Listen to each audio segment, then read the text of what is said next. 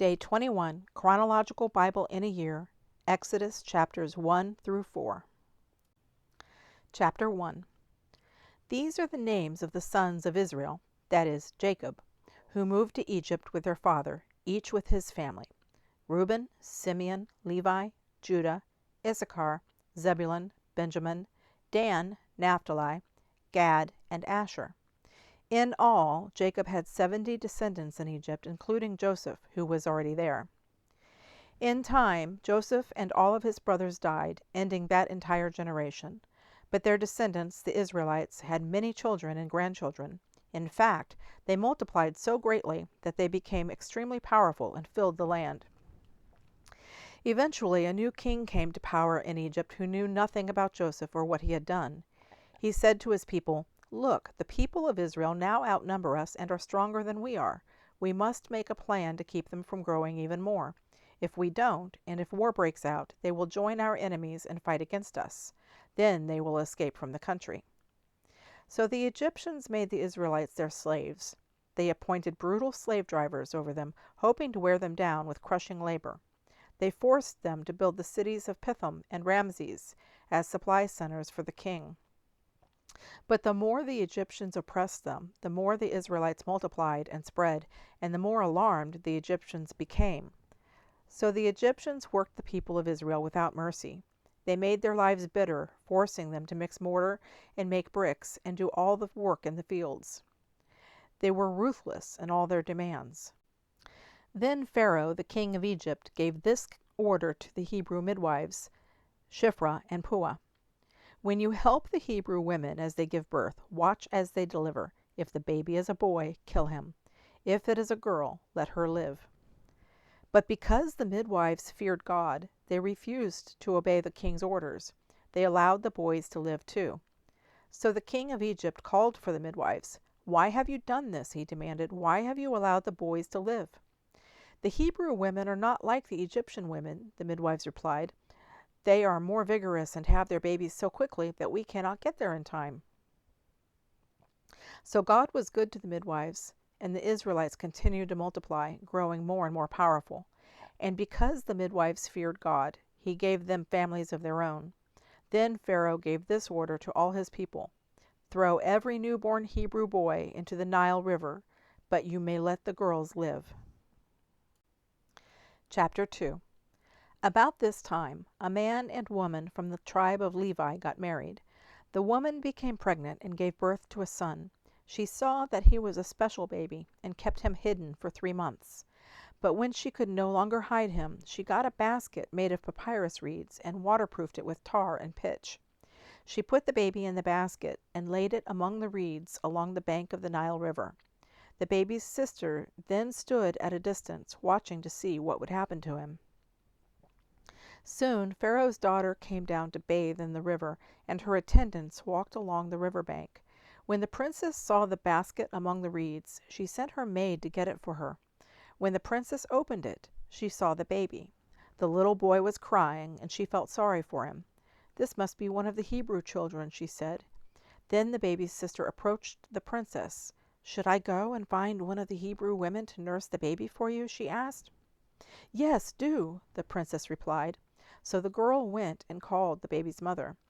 "Take this baby and nurse him for me," the princess told the baby's mother. "I will pay you for your help." So the woman took her baby home and nursed him. Later, when the boy was older, his mother brought him back to Pharaoh's daughter, who adopted him as her own son. The princess named him Moses, for she explained, "I lifted him out of the water." Many years later, when Moses had grown up, he went out to visit his own people, the Hebrews, and he saw how hard they were forced to work. During his visit, he saw an Egyptian beating one of his fellow Hebrews. After looking in all directions to make sure no one was watching, Moses killed the Egyptian and hid the body in the sand. The next day, when Moses went out to visit his people again, he saw 2 Hebrew men fighting. "Why are you beating up your friend?" Moses said to the one who had started the fight. The man replied, "Who appointed you to be our prince and judge? Are you going to kill me as you killed that Egyptian yesterday?" Then Moses was afraid, thinking, "Everyone knows what I did." And sure enough, Pharaoh heard what had happened, and he tried to kill Moses.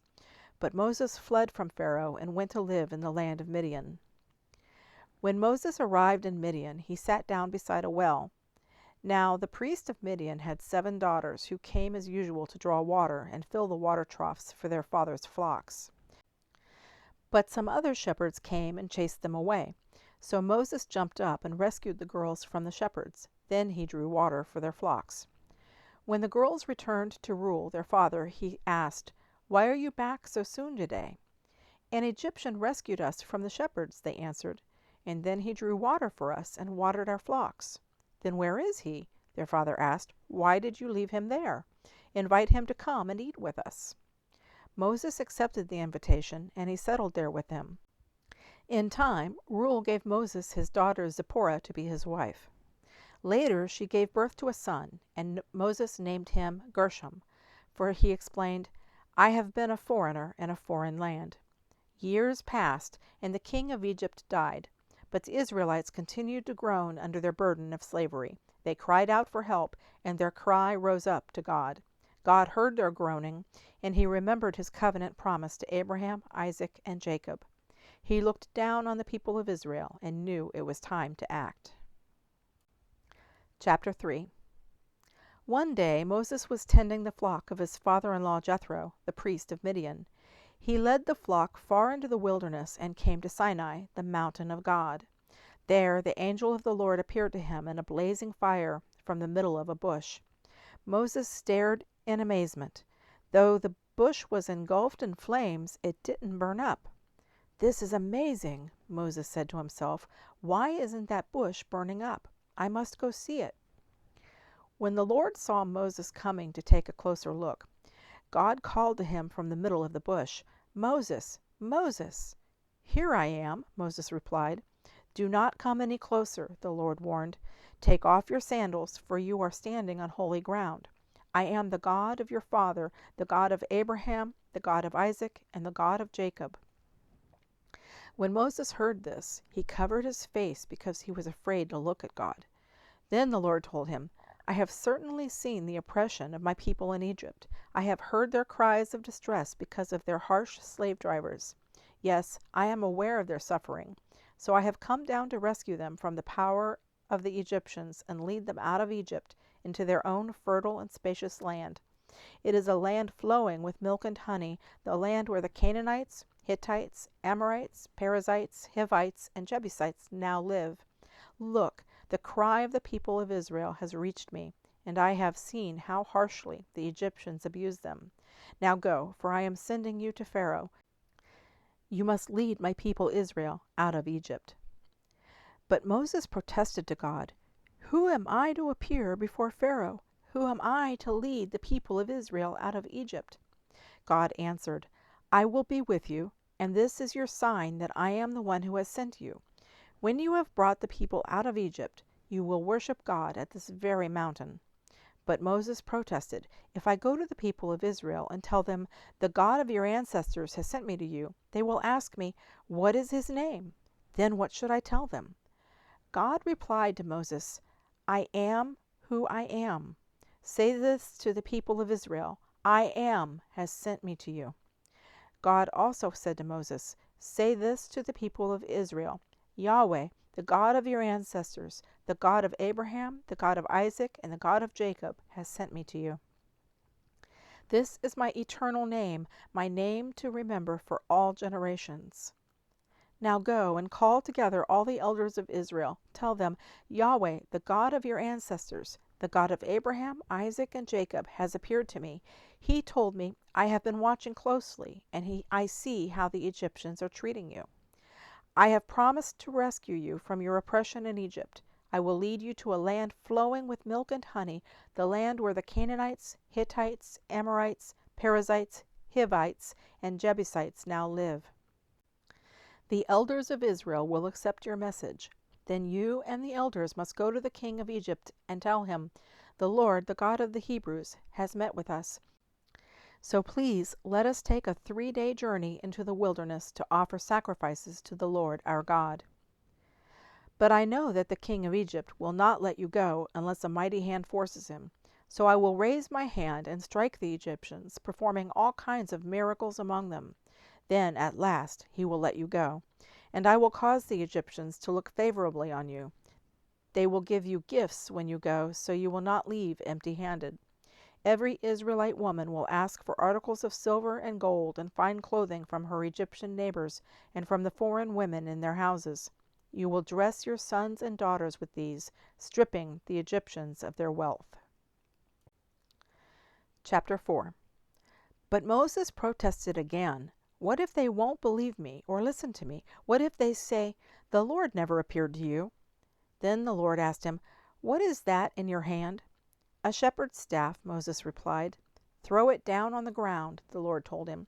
So Moses threw down the staff, and it turned into a snake. Moses jumped back. Then the Lord told him, "Reach out and grab its tail." So Moses reached out and grabbed it, and it turned back into a shepherd's staff in his hand. "Perform this sign," the Lord told him. "Then they will believe that the Lord, the God of their ancestors, the God of Abraham, the God of Isaac, and the God of Jacob, really has appeared to you." Then the Lord said to Moses, "Now put your hand inside your cloak." So Moses put his hand inside his cloak, and when he took it out again, his hand was white as snow, with a severe skin disease. "Now put your hand back into your cloak," the Lord said. So Moses put his hand back in, and when he took it out again, it was as healthy as the rest of his body.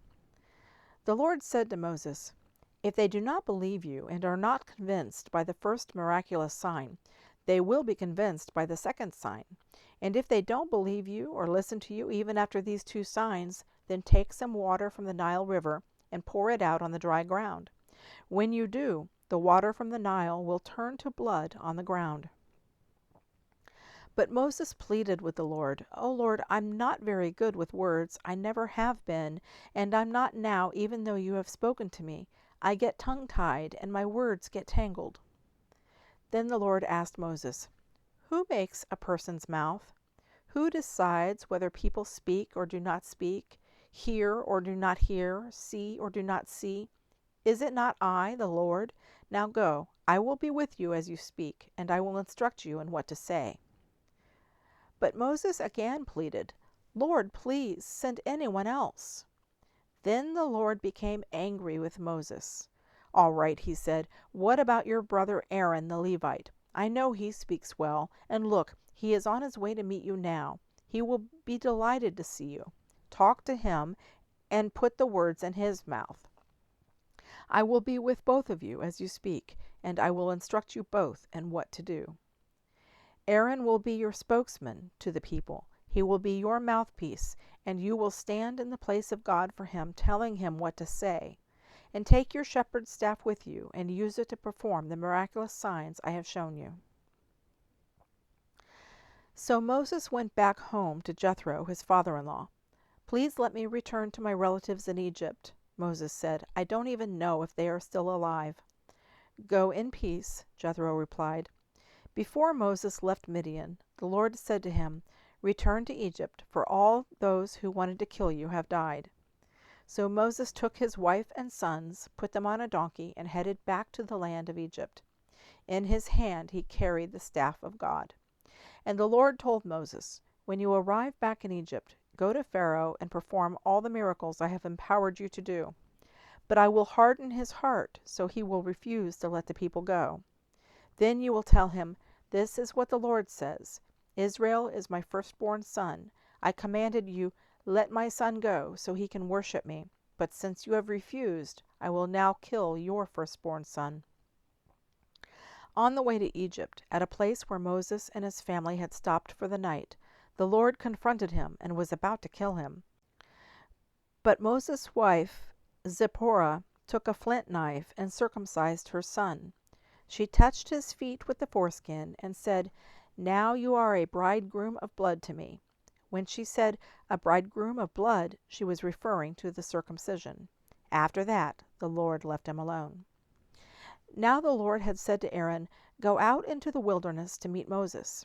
So Aaron went and met Moses at the mountain of God, and he embraced him. Moses then told Aaron everything the Lord had commanded him to say. And he told him about the miraculous signs the Lord had commanded him to perform. Then Moses and Aaron returned to Egypt and called all the elders of Israel together. Aaron told them everything the Lord had told Moses, and Moses performed the miraculous signs as they watched. Then the people of Israel were convinced that the Lord had sent Moses and Aaron. When they heard that the Lord was concerned about them and had seen their misery, they bowed down and worshipped.